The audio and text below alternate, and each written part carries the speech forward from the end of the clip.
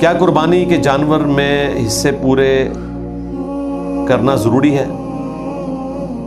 کیا حصے پورے کیے بغیر بھی قربانی ہو جاتی ہے؟ یہ پبلک میں مشہور ہے کہ 7 حصے ہونے چاہیے. بھئی 7 زیادہ سے زیادہ ہیں گائے میں، اور اونٹ میں تو جامع ترمذی میں آیا 10 تک کی اجازت دی ہے نبی علیہ السلام نے. مسلم شریف میں آیا کہ عمرے کے موقع کے اوپر، حج کے موقع پر نبی علیہ السلام نے گائے اور اونٹ دونوں میں 7 لوگوں کو شریک کیا.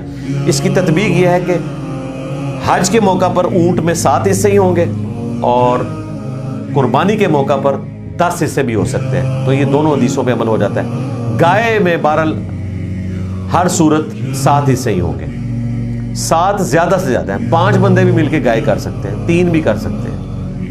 اور اس میں یہ ضروری نہیں ہے کہ 5 بندے اگر شامل ہوئے ہیں تو آپ نے پہلے اس کے 7 حصے کرنے ہیں، پھر ان 5 بندوں کو دینے ہیں، اور جو باقی 2 حصے ہیں ان کے پھر وہ 5 کرتے ہیں اور اس طریقے سے کرتے ہیں. ابھی خام خواہ نے آپ کو مشکل میں ڈالا ہوا ہے. کان ایسے ہی پکڑ رہے ہیں تو آپ سیدھے طریقے سے پکڑ لیں، پہلے ہی اس کے 5 حصے کر لیں.